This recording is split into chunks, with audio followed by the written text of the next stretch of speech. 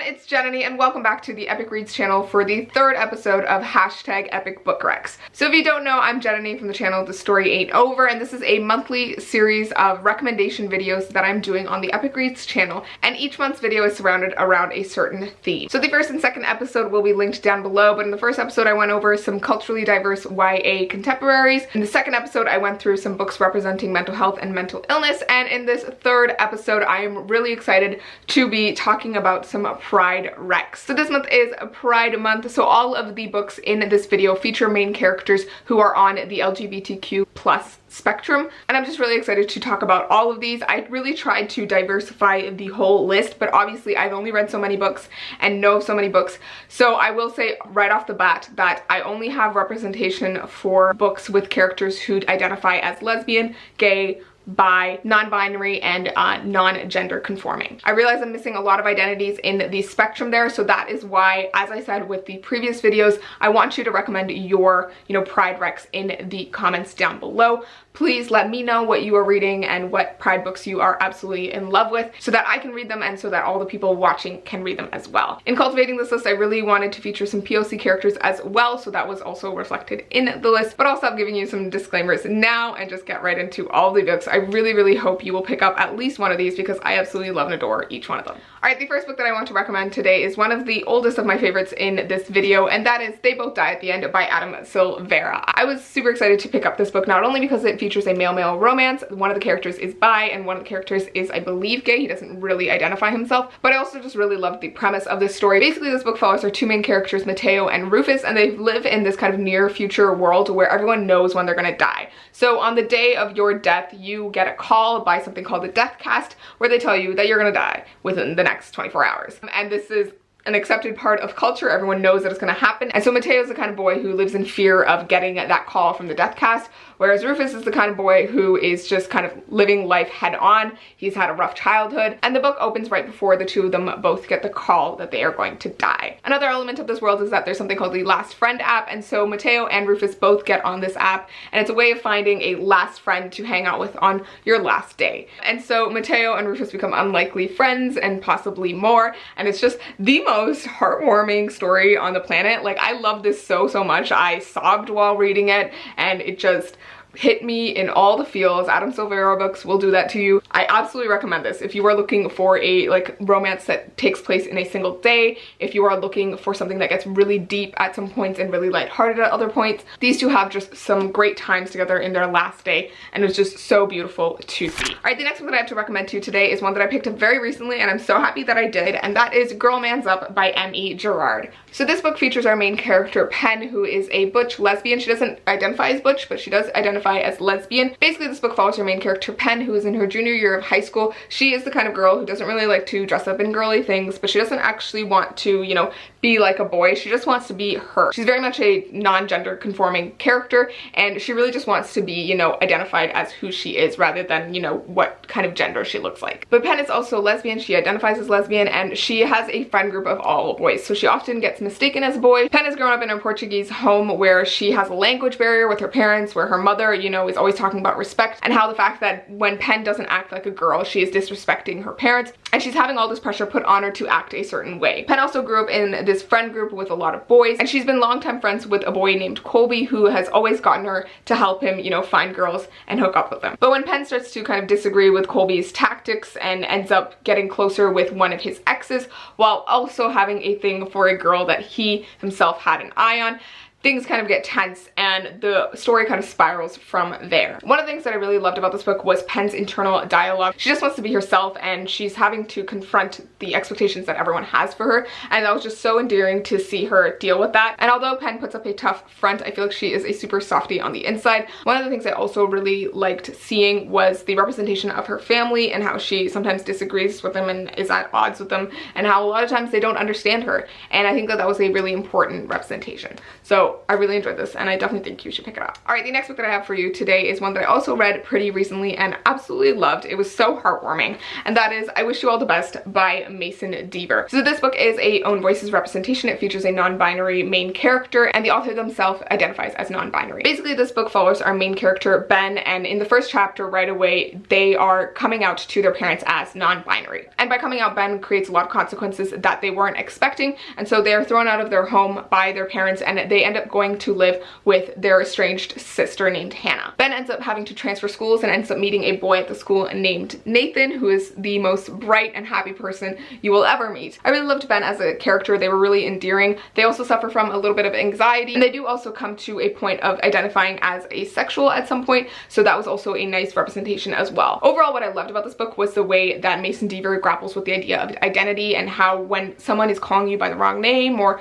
by the wrong pronouns, you know, how that can affect your identity so very much. Another thing that I loved about this book was the representation of family and family reactions to coming out. Ben just wants their parents to understand them as they are and, you know, doesn't expect the backlash that they get. But a lot of this book is also Ben rekindling their relationship with their sister, and I think that was one of the most heartwarming parts of the book, and the efforts that Hannah and Nathan put into saying the right pronouns for Ben was just so heartwarming. This also just features really cute romance, so definitely go check it out. Alright, the next book that I have to recommend to you today is Like a Love Story by Adib Nazemian. So I was really excited to pick this book up because it actually doesn't take place in present day. It takes place in 1989, and it does skip forward in time at some points, but mainly it takes place in 1989, 1990, and it takes place right in the middle of the AIDS crisis. This book follows three main characters. The first is Reza, an Iranian boy who has recently moved from Tehran to Toronto, and then from Toronto to the US to New York, where they are currently. And Reza is gay, but he hasn't come out to anyone in his family and in his life, and that is a secret that has been like destroying him from the inside. But in addition to the fact that he doesn't think his family will accept him for his sexuality, there's also the element of the AIDS crisis going on, and Reza being, you know, overcome with this debilitating fear that he is going to die if he acts on any of his feelings. This is a time of very harmful stigma surrounding AIDS, and so Reza is kind of caught up in that stigma and doesn't know how to break out of it. Our second main character is a 16-year-old girl named Judy, and she's an aspiring fashion designer who also worships her uncle Stephen,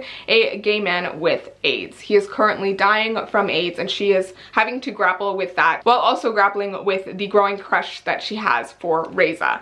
But she doesn't know everything about Reza, and that kind of complicates things as well. And then our third main character is Art, who is Judy's best friend, an openly loud and proud gay boy who's the same age as them and goes to the same school.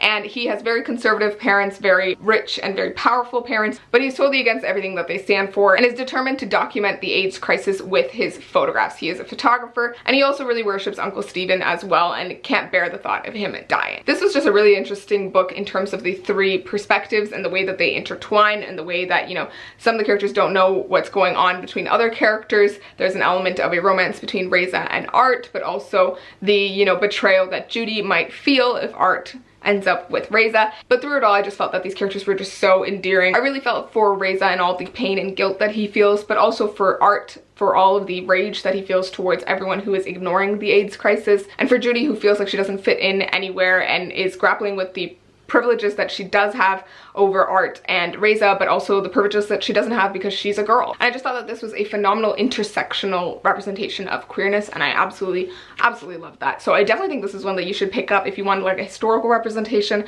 as well. This is a great one, and I definitely think you won't regret picking it up.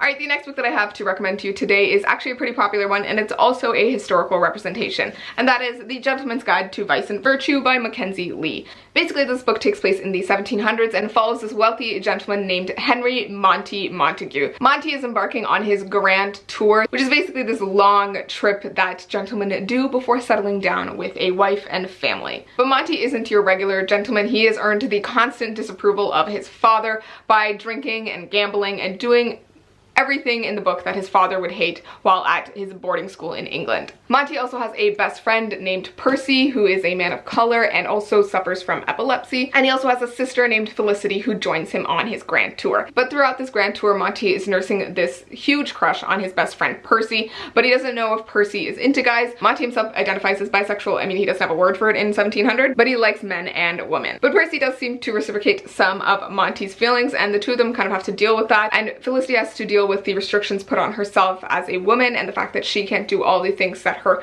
privileged brother can. This book takes you to loads of different locations and has some crazy bandits chasing them and a mystery involved and lots of examination of the privilege that Monty has as a white man in the 1700s, but also the privilege that he doesn't have because he is queer. I really love this book. All three main characters are just so endearing, and Monty is such a crazy, flamboyant character, and I absolutely loved him for that. And I definitely recommend it if you're looking for a fun, crazy adventure while also getting really deep at some point.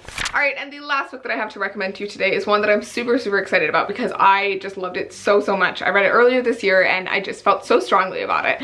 And that is The Love and Lies of Roxanna Ali by Sabina Khan. Basically, this book follows her main character, Roxanna Ali, who has kept a large part of her life hidden from her conservative Muslim parents who are from Bangladesh. Roxanna is a lesbian. She has a girlfriend named Ariana at school. She likes to wear makeup and, you know, dress up, and she does all of these things that she has to keep hidden from her conservative parents.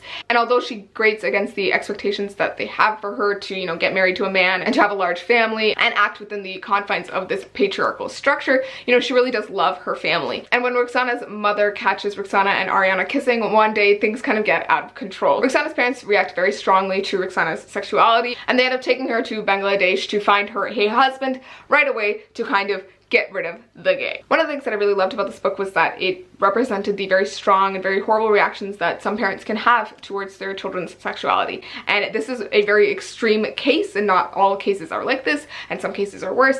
But, you know, I just really liked seeing that representation, and also seeing the fact that, you know, Roxanna really loves her parents. And although they have all these stereotypes and prejudices and everything, Roxanna still loves them and really wants to change their mind and get them to accept her. And I think that her undying faith towards her family, while also to herself, was just so endearing. This book gets really intense at some points, and just like many of the other books in this video, she faces a lot of homophobia and hate, but regardless of all of that, you know, Roxanna rises above it all, and I just thought that that was so amazing. So this is probably my favorite book on this list, so I definitely hope you pick it up. So those are all the books that I wanted to recommend to you today. I really, really hope you enjoyed this video, and I hope you found a book that you would like to pick up this month for Pride Month. But I would also like to say that there are a lot of other, you know, LGBTQ plus books that I have read that I didn't recommend in this video because I'm saving them for other videos. You know, we don't always have to recommend diverse books in just diversity videos. We can also do them in other situations and lists and videos and that kind of thing. So you can always look forward to more diverse and queer recs from me, but these are the ones that I have for you today. And as I said at the beginning of this video, I really hope that if you have recommendations for any of the identities that I left out in this video, I would really love it if you would leave them down below for me and for all the people watching. But once again, thank you so much for watching, and I really hope you enjoyed, and I hope you have a lovely Pride month and Pride year and Pride life. And I'm just really excited for all the recommendations that you guys are gonna leave down below for me. But that is about all I have to say, so I will see you next time in episode 4 of #EpicBookRecs. Bye!